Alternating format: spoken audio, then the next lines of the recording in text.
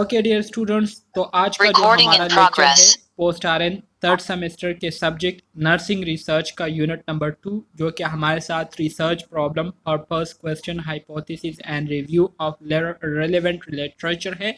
इसके आज हम पार्ट 3 को डिस्कस करने जा रहे हैं और इसको समझने की कोशिश करेंगे। तो जैसे कि डियर स्टूडेंट्स, इससे पहले क्लासेस में मैंने आपको रिसर्च प्रॉब्लम के हवाले से बताया था कि रिसर्च प्रॉब्लम असल में हमारे साथ वो तमाम क्वेश्चंस होते हैं, वो तमाम सवालात होते हैं जिसका रिसर्चर्स क्या करते हैं, जवाबात ढूंढने की कोशिश करते हैं। वो तमाम प्रॉब्लम होते हैं जिसको रिसर्चर्स क्या करते हैं, सॉल्व करने की कोशिश करते हैं और उसको सॉल्व करना चाहते हैं। तो इस तरह की जो क्वेश्चंस होते हैं या जो प्रॉब्लम्स होते हैं, तो इसको हम क्या कहते हैं, रिसर्च क्वेश्चन या रिसर्च प्रॉब्लम कहते हैं। तो इसके बारे में हमने काफ़ी डिटेल के साथ पिछले क्लासेस में बात की थी, इसको हमने डिस्कस किया था। इसी तरह से रिसर्च प्रॉब्लम के हवाले से हमारे माइंड में ख्यालात कहाँ से आते हैं, हम कैसे प्रॉब्लम्स को आइडेंटिफाई करते हैं, इस पर भी हमने काफ़ी डिटेल के साथ पिछले क्लासेस में डिस्कशन की थी। उम्मीद करता हूँ आपको वो चीज़ें जो है समझ में आ गई होगी।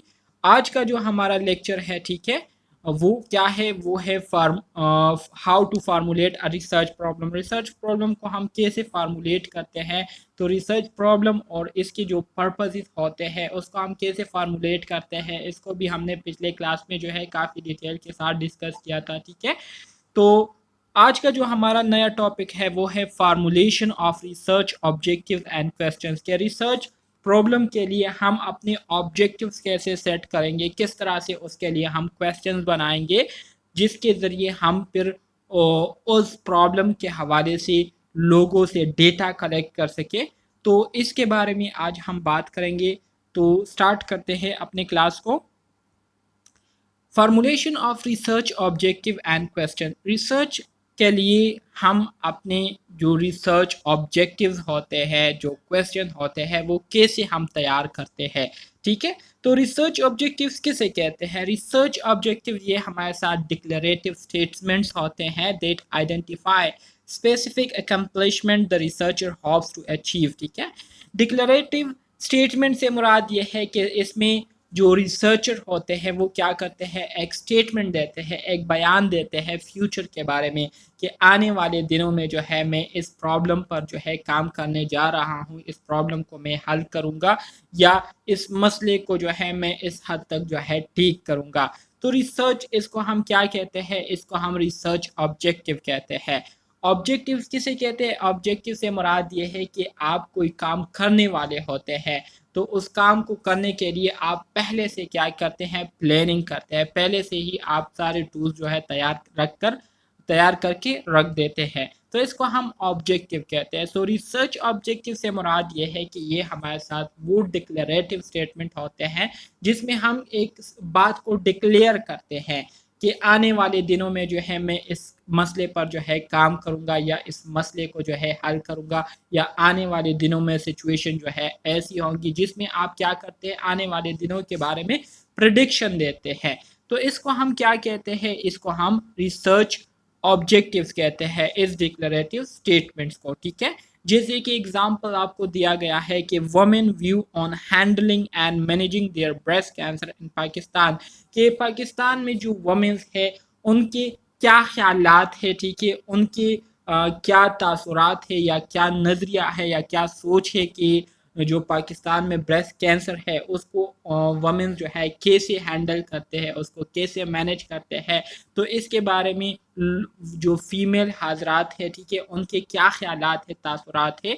तो ये आपके पास क्या होगा, ये आपके पास एक रिसर्च ऑब्जेक्टिव हो गया। तो आप इसके बारे में क्या करेंगे, इसके बारे में आप जांच पड़ताल करेंगे और लोगों से जो है जो फीमेल हजरात हैं उनसे जो है आप फिर पूछेंगे, उनसे फिर आप मुख्तलिफ क्वेश्चंस करेंगे जिसके ज़रिए आपको पता चलेगा कि जो फीमेल्स है वो ब्रेस्ट कैंसर के हवाले से क्या नज़रियात लगते हैं, क्या ख्यालात रखते हैं, ठीक है। तो इसको हम क्या कहते हैं, इसको हम रिसर्च ऑब्जेक्टिव्स कहते हैं। यहाँ पर फिर आपको दोबारा से ऑब्जेक्टिव की डिफिनीशन बताई गई है जिसमें कहते हैं कि the objectives of this study. अब यहाँ पर हम जो स्टडी करते हैं, ठीक है, तो वो यही होती है to examine and analyse the experience of women and their perception on handling managing breast cancer. यहाँ पर मैंने आपको जो एग्जाम्पल बताया, ठीक है, तो अब अगर आप इस पर स्टडी करते हैं तो इस पर स्टडी करने का आपका जो ऑब्जेक्टिव होगा, आपका जो प्लान होगा या आपका जो पर्पस होगा वो यही होगा कि आप क्या करें, टू एग्जामाइन, आप मालूम करें, एंड एनालाइज, और उसको एनालाइज करें, उस पर आप जो है क्या करें, सोच विचार करें, the experience of women and their perception on handling managing breast cancer, कि वमेन जो है उन्होंने किस तरह से एक्सपीरियंस किया है या ब्रेस्ट कैंसर को किस तरह से हैंडल किया जाता है, किस तरह से मैनेज किया जाता है, इसके बारे में उनकी क्या परसेप्शन है, परसेप्शन से मुराद ख्यालात है, और किस तरह से वो इसको एक्सपीरियंस करते हैं। तो इसको मालूम करने के लिए हमारे जो ऑब्जेक्टिव होते हैं उसको हम क्या कहेंगे, रिसर्च ऑब्जेक्टिव कहेंगे। क्लियर है?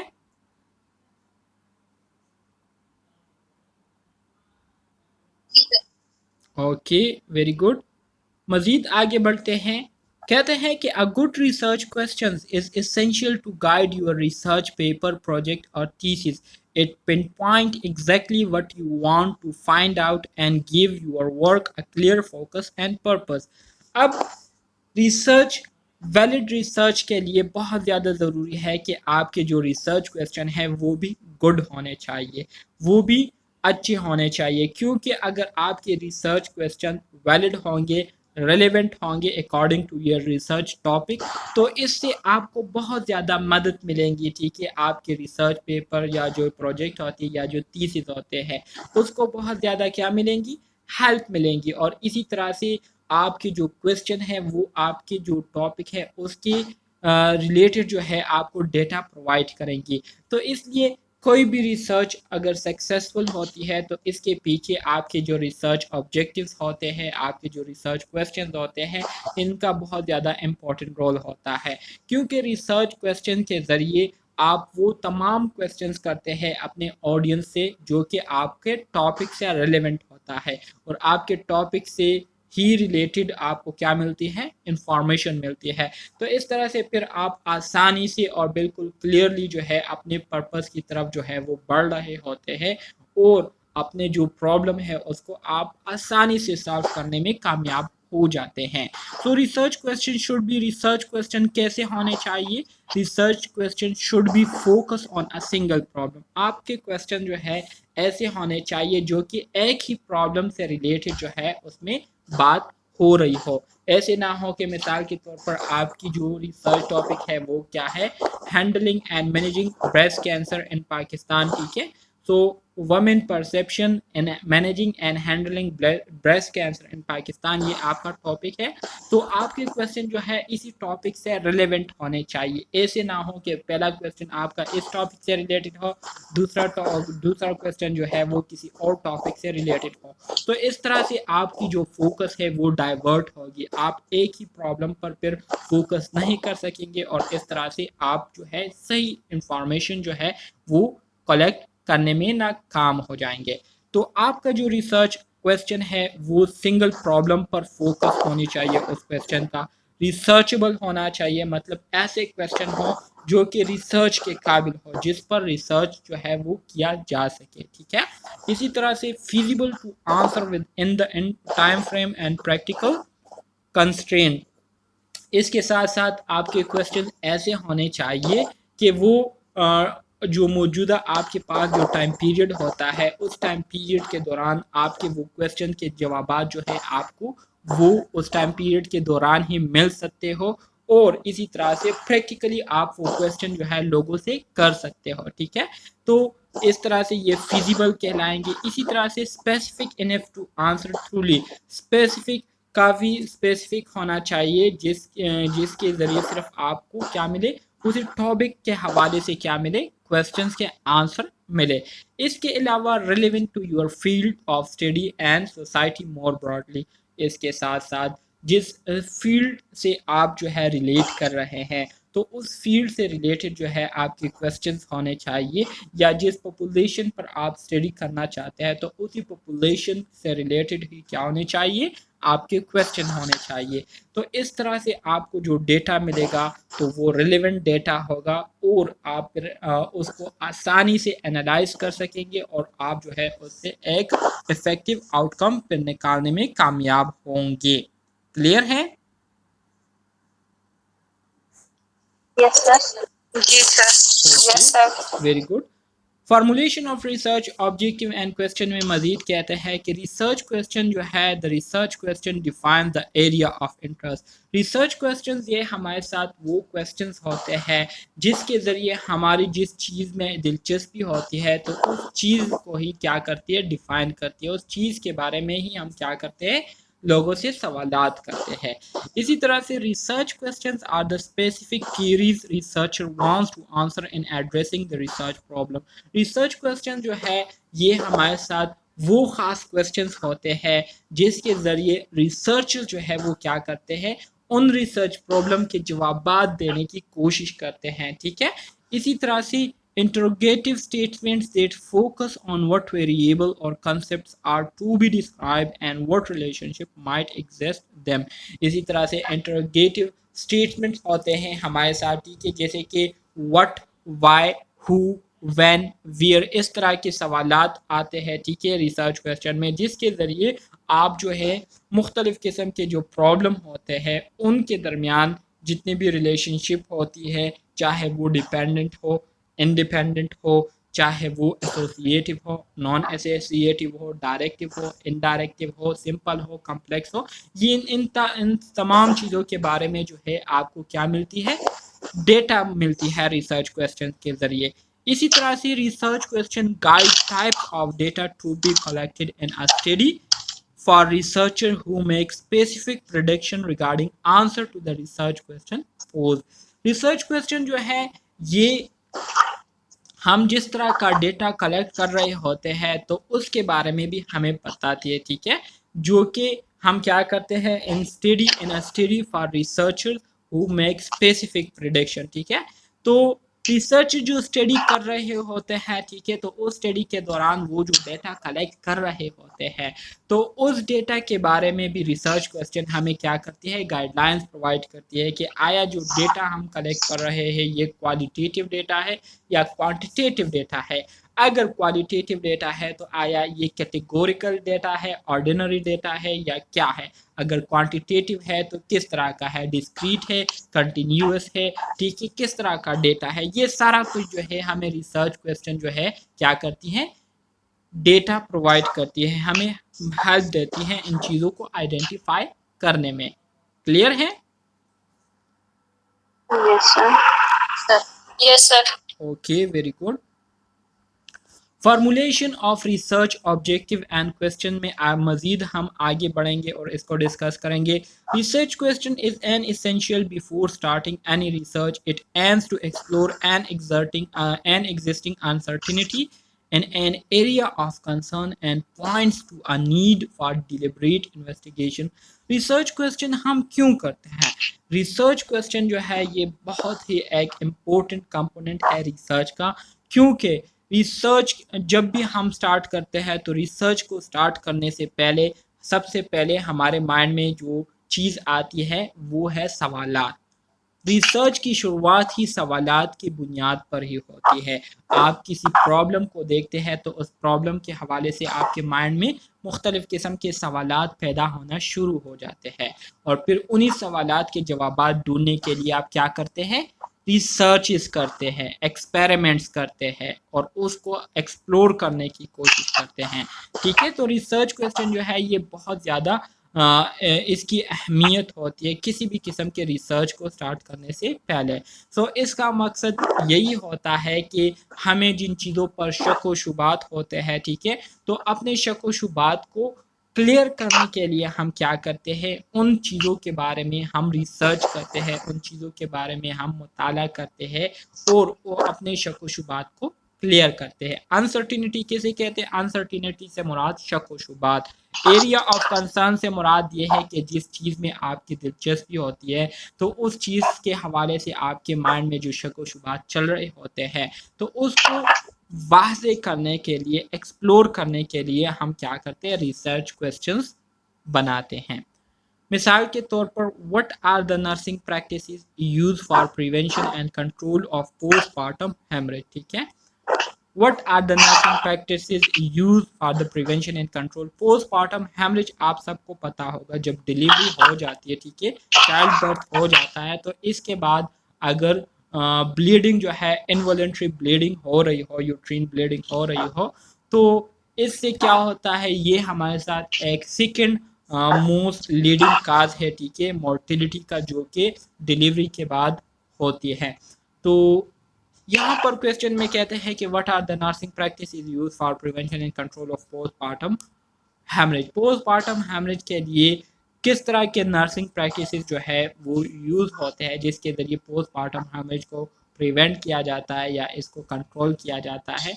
तो अब ये एक ऐसा क्वेश्चन है कि इसके बारे में आप क्या करेंगे, सोच विचार करेंगे, इसके बारे में आप लिटरेचर रिव्यू देखेंगे और उसके बाद ही आप क्या करेंगे, आंसर देने के काबिल होंगे। तो इस तरह के जो सवालात है ये हमें बहुत ज़्यादा मदद देती है किसी भी किस्म के जो शक व शुबात होते हैं उसको क्लियर करने में।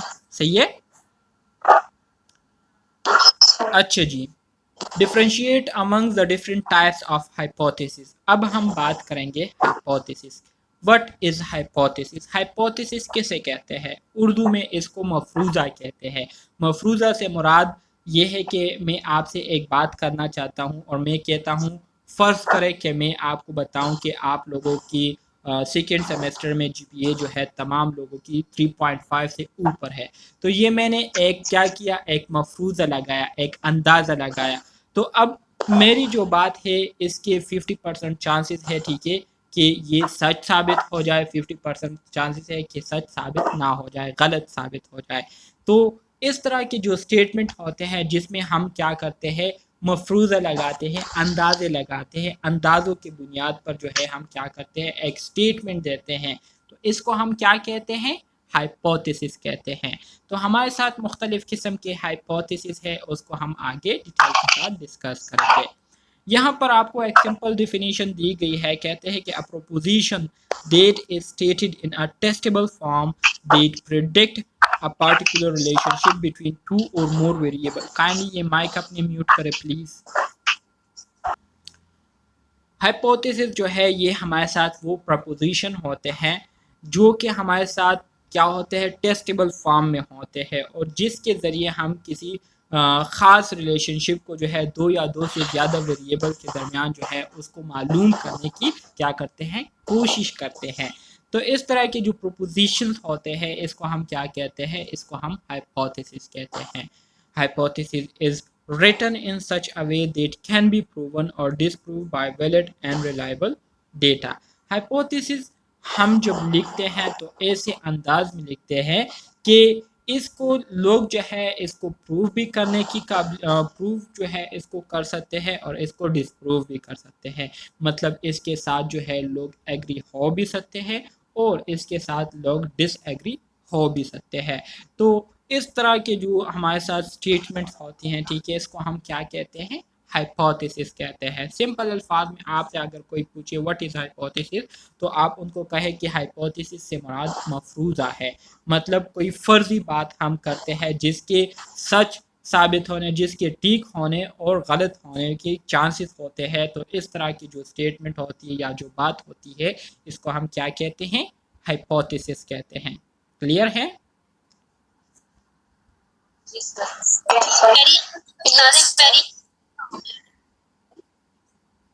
क्या कोई क्वेश्चन है?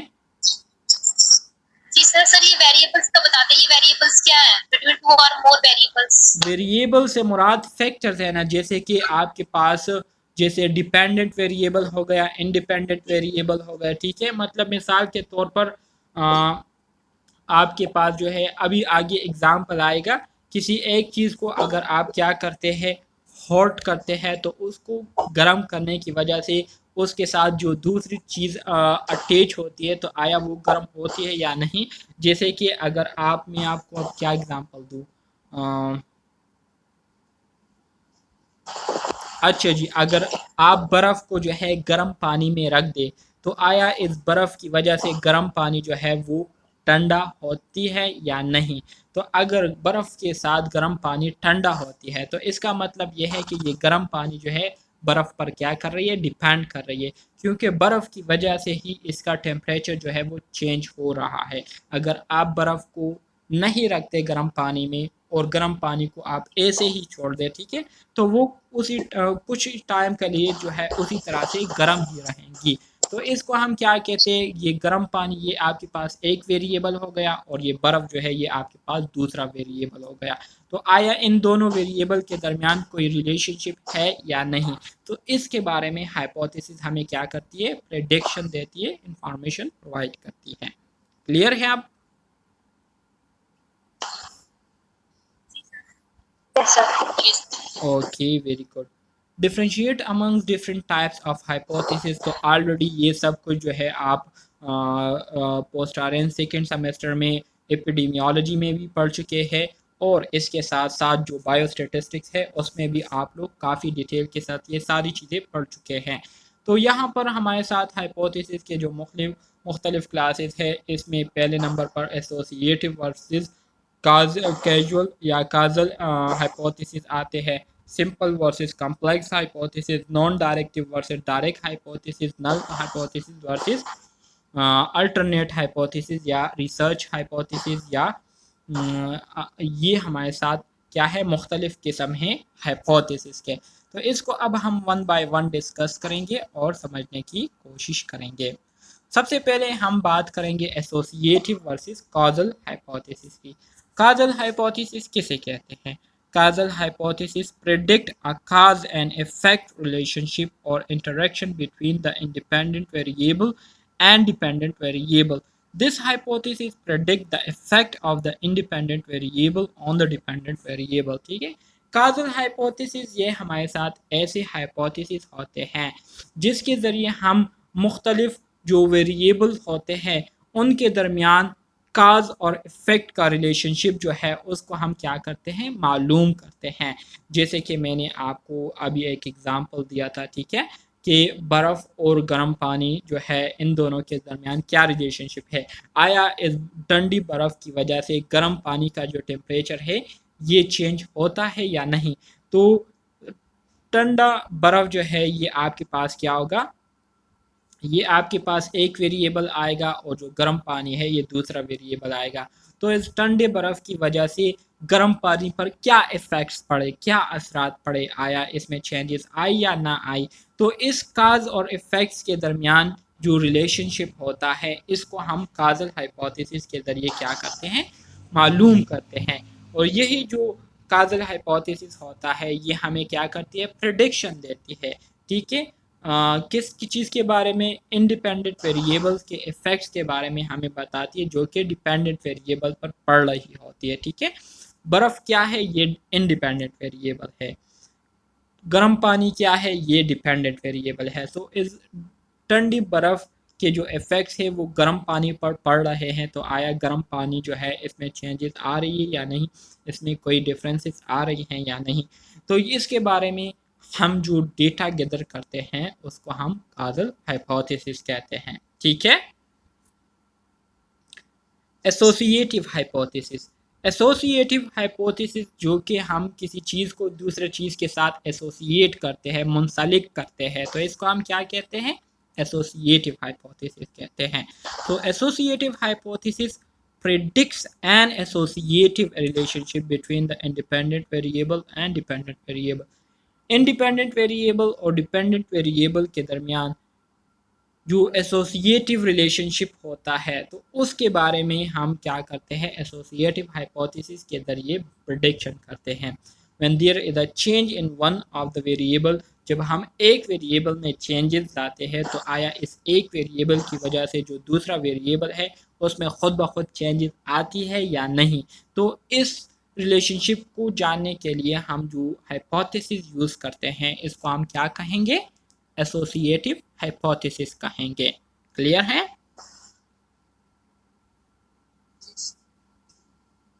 Yes, sir. Okay, very good.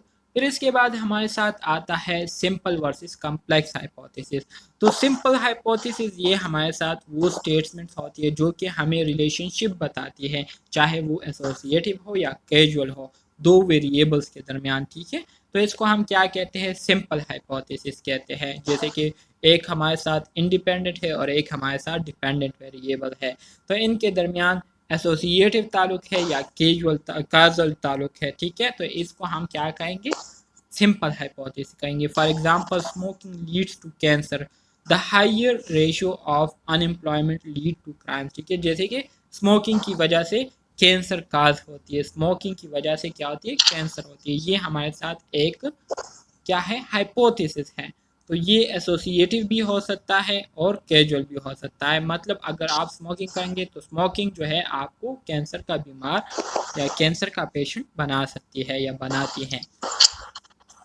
Complex hypothesis को अगर आप देखें तो कम्प्लेक्स हाइपोथेसिस ये हमारे साथ वो स्टेटमेंट्स होती है जो कि हमें रिलेशनशिप के बारे में बताती है, कैजुअल एंड एसोसिएटिव के दरमियान, कैजुअल और एसोसिएटिव के बारे में। लेकिन इसमें हमारे साथ थ्री से ज़्यादा वेरिएबल्स होते हैं। सिंपल में हमारे साथ दो वेरिएबल्स होते हैं, लेकिन जो कम्प्लेक्स हाइपोथेसिस होते हैं इसमें दो या दो से ज़्यादा वेरिएबल, मतलब अमंग्स थ्री और मोर, मतलब तीन या तीन से ज़्यादा वेरिएबल इसमें क्या होते हैं, इन्वॉल्व होते हैं। और इनके दरमियान जो रिलेशनशिप होती है उसके बारे में हम क्या करते हैं, स्टेटमेंट देते हैं। तो इसको हम कम्प्लेक्स हाइपोथेसिस कहेंगे। So predict relationship between two or more independent and two or more dependent variable, ठीक है। तो इसको हम क्या कहेंगे, कम्प्लेक्स हाइपोथेसिस कहेंगे। जैसे कि स्मोकिंग और other drugs lead to cancer, smoking,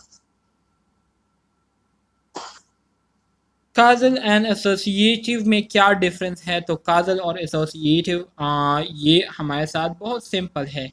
काजल में जो है हम क्या करते हैं, काजल में हम काज और इफ़ेक्ट्स के बारे में बात करते हैं, ठीक है। कि अगर कोई चीज़ काज हुई है, ठीक है, तो उसकी वजह से क्या इफ़ेक्ट जो है दूसरे फैक्टर्स पे पड़े हैं, दूसरे वेरिएबल्स पर पड़े हैं। तो इसको हम काजल हाइपोथेसिस कहते हैं, जिसमें हम काज और इफ़ेक्ट्स के बारे में बात करते हैं। मिसाल के तौर पर अगर कोई एक्सीडेंट काज हो जाए, ठीक है, कोई एक्सीडेंट हो जाए, कोई आरटीए हो जाए, तो आरटीए की वजह से क्या असरात पड़ते हैं इर्द गिर्द के माहौल पर, लोगों पर। तो इसको हम क्या कहते हैं, इसको हम काज और इफ़ेक्ट रिलेशनशिप कहते हैं। जैसे कि अगर एक गाड़ी एक्सीडेंट करती है तो इस एक्सीडेंट की वजह से, ये एक्सीडेंट जो हुआ है ये हमारे साथ क्या होगा, काज होगा। अब इस एक्सीडेंट की वजह से दूसरे ड्राइवर्स लोगों पर क्या असर पड़ा है, दूसरे ड्राइविंग करने वाले लोगों पर या आसपास के लोगों पर क्या असर पड़ा है, तो ये हमारे साथ क्या होगा, इफेक्ट होगा। तो काज और इफेक्ट के दरमियान रिलेशनशिप पर हम बात करते हैं, उसको हम प्रिडिक्ट करते हैं, इसको हम काजल हाइपोथेसिस कहते हैं। एसोसिएटिव हाइपोथेसिस में सिंपल बात है कि जो दो हमारे साथ डिपेंडेंट इंडिपेंडेंट वेरिएबल होते हैं इनके दरमियान क्या एसोसिएशन है, क्या ताल्लुक है, ठीक है। आया ये दोनों एक दूसरे के साथ मुंसलिक है या नहीं, एक दूसरे के साथ इनका कोई ताल्लुक है या नहीं, तो इसको हम एसोसिएटिव हाइपोथेसिस कहेंगे। क्लियर है? Okay, very good. एग्जाम्पल आपको कम्प्लेक्स हाइपोथेसिस के बारे में दिए गए हैं, जिसमें कहते हैं कि स्मोकिंग और other drugs lead to cancer. तो यहाँ पर आप देख सकते हैं कि पहले स्मोकिंग का बताया है स्पेसिफाई करके, फिर आपको बताया है कि स्मोकिंग हो गया और स्मोकिंग के साथ दूसरे जो ड्रग्स होते हैं नशा आवर, तो इसकी वजह से क्या होता है, कैंसर होता है। इसी तरह से टेंशन, चेस्ट इन्फेक्शन एक्सेट्रा हो गई। तो ये सारी चीज़ें फिर दूसरे फैक्टर्स में आ जाते हैं। तो यहाँ पर आप देख सकते हैं कि दो या दो से ज़्यादा जो है हमारे पास क्या आए हुए हैं, वेरिएबल्स आए हुए हैं। तो इस तरह के जो रिलेशनशिप होते हैं जिसके बारे में हम प्रिडिक्शन करते हैं, तो ये हम कम्प्लेक्स हाइपोथेसिस के ज़रिए करते हैं। फिर non directional and directional variables, ये हाइपोथेसिस, ये वो हाइपोथेसिस नॉन डायरेक्शनल की अगर हम बात करें तो ये वो हाइपोथेसिस है जिसके बारे में, जिसके ज़रिए हमें किसी चीज़ के बारे में पता नहीं चलता कि आया ये जो हमारे साथ रिलेशनशिप है, आया ये पॉजिटिव रिलेशनशिप है या नेगेटिव रिलेशनशिप है, आया ये एक दूसरे पर डिपेंड कर रहे हैं या नहीं। तो इस वजह से इसको नॉन डायरेक्शनल कहते हैं। जबकि जो डायरेक्शनल हाइपोथेसिस होती है तो इसमें हमें बाकायदा से पता चलता है कि अगर रिलेशनशिप दो वेरिएबल्स के दरमियान है तो या आया ये पॉजिटिव है या नेगेटिव है। तो डायरेक्शनल हाइपोथेसिस हमें उस रिलेशनशिप के बारे में बताती है, उसके नेचर के बारे में हमें गाइडलाइंस देती है, जबकि नॉन डायरेक्शनल हमें नहीं देती। ठीक है, तो non directional hypothesis state a relationship exist, ये हमें ये बात बताती है कि दो वेरिएबल्स के दरमियान रिलेशनशिप है, लेकिन इस बात की वजाहत नहीं करती कि जो ये रिलेशनशिप है तो आया ये पॉजिटिव रिलेशनशिप है या नेगेटिव रिलेशनशिप है, आया ये डायरेक्टली प्रोपोर्शनल है या इन्वर्सली प्रोपोर्शनल है। तो इस वजह से इसको नॉन डायरेक्शनल हाइपोथेसिस कहते हैं। Does not state the direction and makes no prediction regarding their association, वही बात है कि ना ही ये हमें डायरेक्शन के बारे में बताती है, ना ही इनके दरमियान जो एसोसिएशन जो ताल्लुक होती है उसके बारे में कोई डेटा प्रोवाइड करती है। इसी तरह से जो डायरेक्शनल हाइपोथेसिस होती है तो state the nature of the interaction between two और मोर वेरिएबल, दो या दो से ज़्यादा जो वेरिएबल्स होते हैं उनके दरमियान जो इंटरेक्शन हो रही होती है तो उसके बारे में हमें बताती है कि पॉजिटिव इंटरेक्शन हो रही है या नेगेटिव हो रही है। इसमें हमें क्या होता है, specify the expected direction of relationship between variable, के वेरिएबल्स के दरमियान जो रिलेशनशिप होता है उसके डायरेक्शन के बारे में हमें बताती है कि डायरेक्टली प्रोपोर्शनल है या इनडायरेक्टली प्रोपोर्शनल है। सही है, क्लियर है। नल वर्सेस रिसर्च हाइपोथेसिस, अब हम आ जाते हैं नल वर्सेस रिसर्च हाइपोथेसिस की तरफ या अल्टरनेटिव हाइपोथेसिस की तरफ। तो ये तो आप सबको पता है, नल हाइपोथेसिस और अल्टरनेट हाइपोथेसिस का ऑलरेडी पोस्ट आ रहे हैं सेकेंड सेमेस्टर में बायोस्टैटिस्टिक में। आप लोग काफ़ी ज़्यादा जो है इस टॉपिक पर आप लोगों ने अपना दिमाग जो है वो काया हुआ है, अपना सर जो है टपाया हुआ है। तो उम्मीद है आप लोगों को थोड़ी बहुत जो है वो सेकेंड सेमेस्टर की बातें याद होंगी।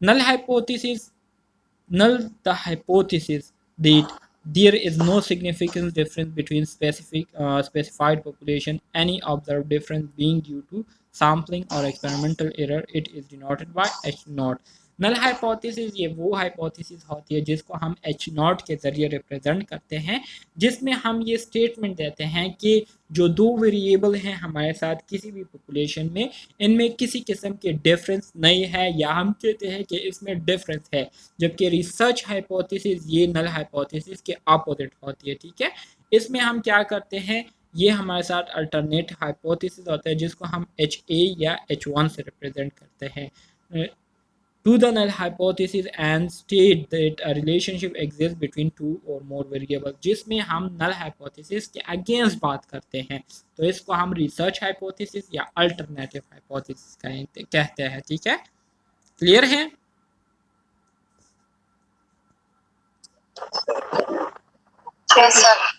अच्छा जी, very good.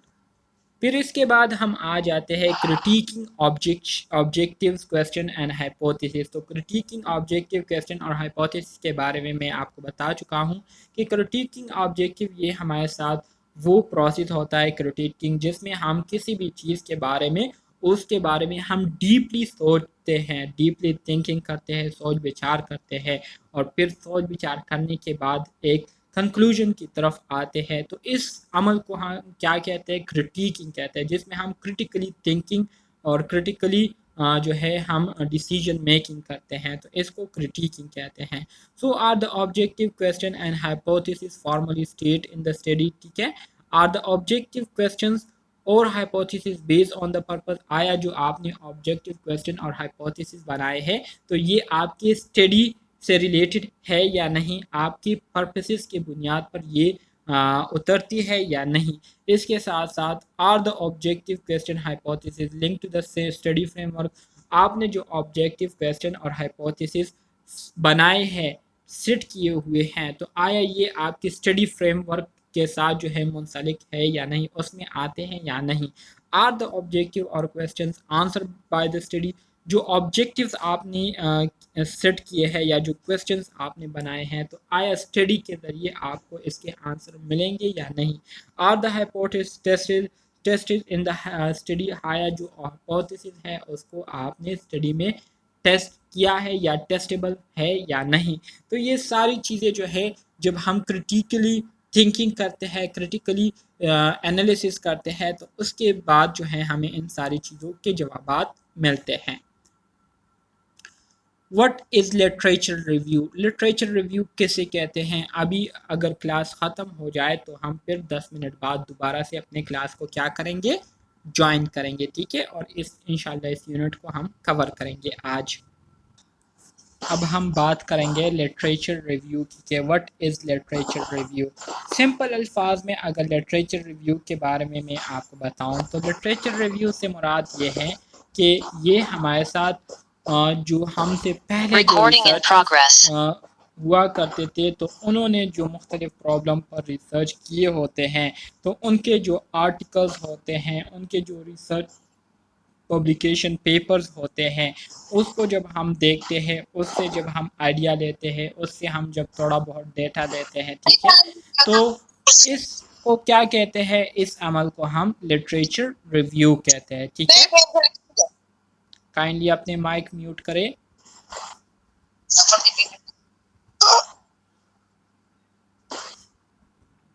Okay dear students, तो यहाँ पर लिटरेचर रिव्यू की डिफिनीशन आपको दी गई है, जिसमें कहते हैं कि अकॉर्डिंग टू ऑलोबी G. Literature review is the gradual process which the researcher uses to search out, read, digest, and critically evaluating previous work of scholars related to the problem under investigation.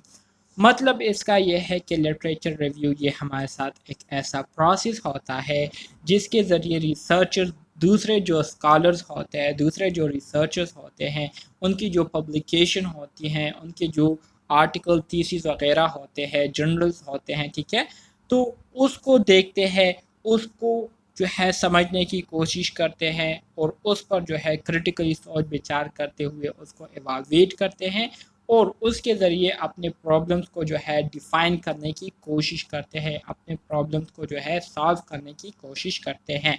तो इस अमल को क्या कहते हैं? इस अमल को literature review कहते हैं। सबसे इम्पोर्टेंट जो सबसे आसान पेपर आता है पोस्ट आर थर्ड सेमेस्टर में, तो वो नर्सिंग रिसर्च का आता है। क्यों? क्योंकि नर्सिंग रिसर्च में वो तमाम चीज़ें होती है जो कि ऑलरेडी आप लोगों ने पोस्ट आर सेकेंड सेमेस्टर में पढ़ी हुई होती हैं। तो इस वजह से ये बहुत ज़्यादा आसान पेपर आता है लिटरेचर रिव्यू का, रिसर्च का, ठीक है, नर्सिंग रिसर्च का। In order to understand your study, you need to familiarize yourself with what other scholars have done in your proposed topic. इसी तरह से अगर हम चाहते हैं कि हमें अपनी जो रिसर्च है उस पर पूरा अबूर हासिल हो, तो इसके लिए हम उन स्कॉलर्स के पेपर्स, थीसिस, जर्नल्स जो है वो देखेंगे जो कि हमसे पहले उन्होंने इन प्रॉब्लम पर क्या किया था, रिसर्च किया था। तो इस तरह से उनकी पॉइंट ऑफ व्यूज़ को अंडरस्टैंड करते हुए, उनकी जो टूल्स है, जो प्रॉब्लम सॉल्यूशन है, उसको अंडरस्टैंड करते हुए, उस पर हम मज़ीद सोच विचार करते हुए नए सॉल्यूशन जो है प्रॉब्लम के लिए क्या करेंगे, निकालने की कोशिश करेंगे। तो इसलिए बहुत ज़्यादा ज़रूरी है कि जब भी हम कोई रिसर्च करें तो रिसर्च के लिए हम दूसरे लोगों के जो स्कॉलर्स होते हैं, दूसरे जो स्कॉलर्स रिसर्चर होते हैं, उनके काम को भी हम देखें ताकि हमें थोड़ा बहुत आइडिया हो कि ये मसला इसने किस तरह से डिफ़ाइन किया है और मेरे माइंड में इस मसले के बारे में कैसी डिफिनीशन है। तो इस तरह से इसको समझने में हमें बहुत ज़्यादा आसानी हो जाती है। पर्पज़ ऑफ लिटरेचर रिव्यू यही होती है कि is to gain an understanding of the existing research and debates relevant to a particular topic or area of study and to present that knowledge in a form of a written report. Literature review हम इसी मकसद के लिए करते हैं कि हमसे पहले लोगों ने जो टॉपिक पर रिसर्च किया था, जिस पर आज हम कर रहे हैं, तो उन लोगों के काम को हम देखें, उसको हम थोड़ा सा समझने की कोशिश करें कि दूसरे लोग इसको कैसे इसके बारे में सोचा करते थे, कैसे इसके लिए इन्होंने हल निकाले थे, और फिर उसी चीज़ पर क्रिटिकली सोच करने के बाद हम क्या करते हैं, खुद से इवाल्यूएशन करते हैं, क्रिटिकली थिंकिंग करते हुए हम क्या करते हैं, डिसीजन लेते हैं। तो इसी तरह से लिटरेचर रिव्यू जो है ये हमें एक मदद जो है प्रोवाइड करती है, हेल्प प्रोवाइड करती है अपने टॉपिक को मज़ीद आसानी के साथ सही तरीके से समझने में, ठीक है। तो इस वजह से हम लिटरेचर रिव्यू जो है देखते हैं और इसको कंसीडर करते हैं, और ये रिसर्च का एक बहुत इम्पोर्टेंट पार्ट भी है। जब फोर्थ सेमेस्टर में आप लोग रिसर्च करेंगे तो उसमें ये तमाम पार्ट्स जो है आपके प्रपोजल में जो है ये मेंशन होंगे, ठीक है। सबसे पहले तो आपने एब्स्ट्रैक्ट लिखना होता है जिसमें आप एक समरी लिखते हैं अपने रिसर्च के बारे में, ठीक है। फिर एब्स्ट्रैक्ट के बाद आपने इंट्रोडक्शन लिखना होता है। इंट्रोडक्शन में आपने पूरे अपने रिसर्च के बारे में बताना होता है, वर्ल्ड वाइड पूरे डेटा आपने बताना होता है, फिर कंट्री वाइज डेटा बताना होता है, फिर प्रोवेंस वाइज डेटा बताना होता है, फिर प्रोवेंस के बाद डिस्ट्रिक्ट वाइज डेटा जो है वो आपने शेयर करना होता है, ठीक है। इसी तरह से हर एक बात के साथ आपने रेफरेंस भी देनी है कि ये जो बात मैं कह रहा हूँ या कह रही हूँ ये मैंने यहाँ से लिया हुआ है और इसी बात के मुताबिक मुझे ये बात ऐसी लग रही है, ठीक है। तो रेफरेंस भी आप देंगे, साइटेशन जिसे हम कहते हैं। फिर इसी तरह से जब आप ये कर लेते हैं तो इसके बाद फिर आपके पास आता है लिटरेचर स्टडी डिज़ाइन। तो स्टडी डिज़ाइन में आपकी क्या आती है, आपके स्टडी टूल्स आ जाते हैं, आपकी स्टडी डिज़ाइन आ जाती है, ठीक है, स्टडी मेथड आ जाता है। फिर इसके बाद आपके पास जो अगला चीज़ आती है, कंपोनेंट आता है, तो वो फिर मज़ीद आगे चीज़ें हैं तो वो इंशाल्लाह आगे हम डिस्कस करेंगे, ठीक है। Describe the scope of literature review. Literature review is important for several reasons. It helps in the selection and definition of the research problem. In some cases, a research may not have narrowed down to a topic at the start of the literature review. In such cases, the literature review helps the researcher to limit the research problem and to define it better. Research literature जो है ये बहुत ज़्यादा helpful होती है किसी भी research problem को सेलेक्ट करने में और उसको सही तरीके से डिफ़ाइन करने में, ठीक है। बाज़ केसेस ऐसे भी हमारे साथ आते हैं कि रिसर्च लिटरेचर रिव्यू से हमें हमारे मर्ज़ी के मुताबिक डेटा जो है वो नहीं मिल रहा होता, जिस पर हम एग्री नहीं हो रहे होते। और बाज़ टाइम ऐसे भी होता है कि लिटरेचर रिव्यू हमारे लिए इतनी हेल्पफुल हो जाती है कि उसको देखने के बाद बाकी चीज़ों को हमें देखने की ज़रूरत नहीं होती है और उसी से जो है हम हर एक चीज़ को बेहतर तरीके से डिफ़ाइन कर लेते हैं, एक्सप्लोर कर लेते हैं। It help in highlighting the state of art of problem of study, ठीक है। लिटरेचर रिव्यू जो है ये असल में हमें एक आर्ट के बारे में बताती है कि किस तरह से आपने प्रॉब्लम को स्टडी करना है, उसको समझ कर अंडरस्टैंड करके उसको सॉल्व करना है। It help in specifying the conceptual framework of the study.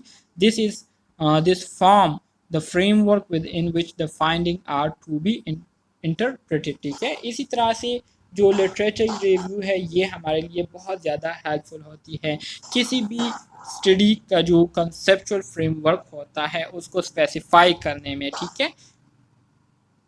तो ये क्या है, ये लिटरेचर रिव्यू के स्कोप है। स्कोप से मुराद इसकी इम्पोर्टेंस है, इसकी अहमियत है। क्लियर है?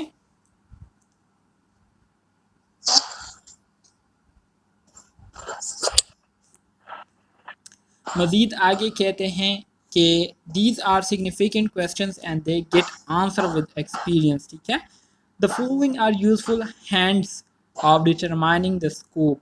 Number one, if the area of study has been studied for a long time and therefore there is a huge body of literature, one can read those studies that are reasonable close to one research topic, ठीक है। मतलब इसका ये है कि आप एक literature review देख रहे हैं और आपको जो है वो लिटरेचर बहुत ज़्यादा पुराना नज़र आए, ठीक है। मतलब बहुत पहले इस पर लोगों ने काम किया हो और उसके बाद मज़ीद कोई नया रिसर्च जो है उस पर नहीं आया हो, तो ये आपके लिए एक बेस्ट अपॉर्चुनिटी होती है कि इस दौरान आप ज़्यादा से ज़्यादा डेटा गैदर करके इस रिसर्च टॉपिक को क्या करें, मज़ीद एडवांस बनाएं, इसको मज़ीद इसमें आप बेहतरी करके आपकी जो सर्च है उसको आप इफ़ेक्टिव बना सकते हैं। The research can review these studies to greater depth. इसी तरह से जो रिसर्च होता है जो हम रिव्यू कर रहे होते हैं लिटरेचर को, तो इस लिटरेचर रिव्यू के दौरान जो है हम हर एक चीज़ को बहुत गौर के साथ स्टडी करते हैं, उसको बहुत डीपली जो है समझने की कोशिश करते हैं। इन न्यू और little research areas where depth is available, a researcher would require to review any relevant material in order to develop a logical frame for the study and appropriate hypothesis for the study. ठीक है, तो इसमें ऐसी कोई ख़ास बात नहीं बताई गई है कि इसका मैं मतलब आप लोगों को बताऊं। सिंपल अल्फाज में यही बताया है कि जो हमारे साथ नए रिसर्चेस होते हैं या जो ऐसे रिसर्चेस होते हैं, ठीक है, लिटिल रिसर्च एरिया, जिस ऐसे टॉपिक जिस पर रिसर्च करना जो है इतना ज़्यादा इफ़ेक्टिव नहीं होता, तो यहाँ पर अगर आप क्या करते हैं, स्टडी करते हैं, तो अगर न्यू है या ऐसे टॉपिक्स हो जिस पर हर कोई रिसर्च करता हो, तो आपको जो है आसानी से रिलेवेंट मटेरियल जो है वो मिल जाता है और उसी के बेस पर आप क्या करते हैं, हाइपोथेसिस जो है वो क्रिएट करते हुए अपनी रिसर्च को पूरा करते हैं। ठीक है, तो ये बात यहाँ पर बताई गई है। तो ये हमारे साथ लिटरेचर रिव्यू के क्या है, स्कोप्स है, जो कि हमें मुख्तलिफ जगहों पर हेल्प प्रोवाइड करती हैं। Utilise a variety of sources in developing literature review. Literature review को कैसे जो है हम मुख्तलिफ सोर्सेज से हासिल कर सकते हैं, तो मुख्तलिफ जो सोर्सेज है जिसके ज़रिए हम लिटरेचर रिव्यू कर सकते हैं, इसमें आपके पास बुक्स है, मुख्तलिफ बुक्स को स्टडी करते हुए, आर्टिकल्स को स्टडी करते हुए, एब्स्ट्रैक्ट को स्टडी करते हुए, रिव्यूज़ को देखते हुए, डिसर्टेशन एंड थीसिस को देखते हुए, रिसर्च रिपोर्ट्स को देखते हुए, वेबसाइट्स, फिल्म्स वगैरह देखते हुए, ये सारे आपके पास वो तमाम सोर्सेज है जिसके ज़रिए आप लिटरेचर रिव्यू कर सकते हैं। So identify the most important useful databases for your discipline, develop an understanding of academic terminology for your field of study, determine time frame। तो ये सारी चीज़ें आपने क्या करनी होती है, देखनी होती है कि आप जिस डिसिप्लिन से ताल्लुक़ रखते हैं तो उससे ही रिलेटेड आप क्या करें, अपने लिए डेटाबेस जो है वो आइडेंटिफाई करें और फिर उसी के मुताबिक एकेडमिक टर्मिनोलॉजीज़ को यूज़ करते हुए क्या करें, आप अपनी जो फील्ड ऑफ स्टडी है उसको कंटिन्यू करें और एक प्रॉपर टाइम पीरियड के दौरान आप ये सारा काम करें। ठीक है, तो इस तरह से आपका जो रिसर्च होगा वो क्या होगा, इफ़ेक्टिव रहेगा। Specify the process for conducting literature review. 5 steps हैं हमारे साथ लिटरेचर रिव्यू के। सबसे पहले आपने की टर्म्स को आइडेंटिफाई करने होते हैं to use in your research, to use your search for literature. Literature को देखने के लिए जब आप गूगल सर्च करते हैं या गूगल स्कॉलर्स में सर्च करते हैं, तो वो बेसिक टर्म जो है आपको आने चाहिए, ठीक है, जो कि आपके रिसर्च के हवाले से होते हैं। Locate literatures about the topic. Topic के हवाले से फिर आपने अपने लिटरेचर्स को देखने होते हैं, मुख्तलिफ रिसर्च थीसिस को देखने होते हैं। Critically evaluate and select the literature for review. अपने रिव्यू के लिए आपने फिर मुख्तलिफ लिटरेचर को क्रिटिकली इवालुएट करके उसको सेलेक्ट करना होता है कि ये रिसर्च मैं देखूँगा। ऑर्गेनाइज द लिटरेचर, फिर उसी लिटरेचर से आप डेटा निकालें, राइट अ लिटरेचर रिव्यू और फिर अपने ही अल्फाज में उसको आप समराइज़ करें। तो ये हमारे साथ 5 स्टेप्स है जो कि लिटरेचर रिव्यू के दौरान हम क्या करते हैं, इसको फॉलो करते हैं। अच्छा जी, ये एक असाइनमेंट दिया गया है तो इसको करने की कोई ज़रूरत नहीं है। The price of success is hard working. ज़ाहिरी बात है, आप मेहनत करेंगे तो आपको मेहनत का फल ज़रूर मिलेगा। तो डियर स्टूडेंट्स, ये था आपका नर्सिंग रिसर्च का यूनिट नंबर 2 जो कि आज ख़त्म हो चुका है। उम्मीद करता हूँ आपको इसकी समझ आ गई होगी। अगर कोई क्वेश्चन है, कोई कन्फ्यूजन है तो आप पूछ सकते हैं।